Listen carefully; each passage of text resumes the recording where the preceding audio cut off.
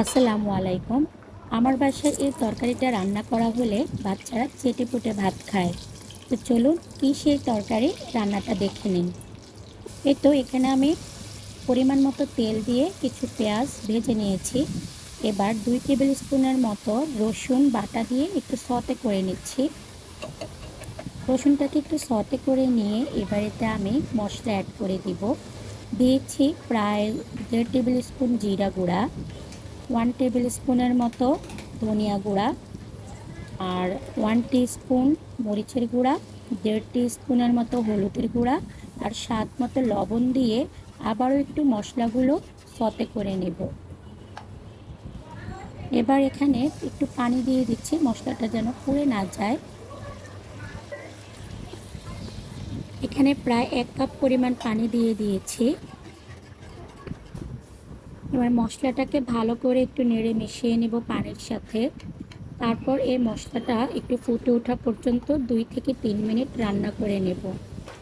এই তো এবার আমি এখানে হাফ কেজি পরিমাণ কেটে ধুয়ে রাখা আলু দিয়ে দিলাম। এবার এই আলুগুলোকে একটু ভালো করে কষিয়ে নেব। যে তরকারিটার কথা বলেছিলাম আলু তরকারি, এই আলু তরকারিটা আমার বাচ্চাদের খুবই প্রিয়। আমি মাঝে মধ্যেই এই আলু তরকারিটা করি বাচ্চাদের জন্য। এই তো আমার আলুটা কষানো হয়ে গিয়েছে। এবার একটু ভালো করে আবারও নেড়ে দিচ্ছি। আলুটা কষানো হয়ে গেলে এবার এতে আমি আগে থেকে ভেজে রাখা কয়েক টুকরো মাছ দিয়ে দিলাম। আপনারা আপনাদের পছন্দ মতো যে কোনো মাছ দিতে পারেন। এবার আমি এখানে 2 থেকে 3 কাপ পরিমাণ পানি দিয়ে এবার আমি এই মাছ আর আলুটাকে একসাথে রান্না করে নেব। একটু ভালো করে নেড়ে মিশিয়ে দিচ্ছি। ভালো করে নেড়ে মিশিয়ে দিয়ে এবার আমি ঢাকনা দিয়ে রান্না করব আলুটা পুরোপুরি সেদ্ধ হওয়া পর্যন্ত।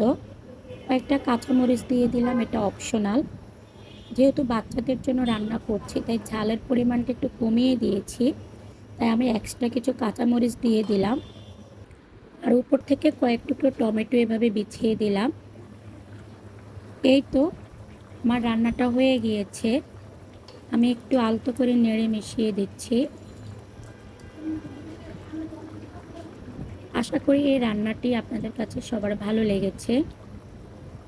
আপনারাও চাইলে বাসায় এই রান্নাটি ট্রাই করে দেখতে পারেন। আমি ঢাকনা দিয়ে আরও 2 থেকে 3 মিনিট রান্না করে নিয়েছি ঝোলটাকে আরেকটু ঘন করার জন্য। এই তো রান্নাটা হয়ে গেছে। এই তরকারিটা আমার বাচ্চাদের ভীষণ পছন্দের একটা তরকারি। আশা করি সবার ভালো লেগেছে। সবাই ভালো থাকবেন। আল্লাহ হাফেজ।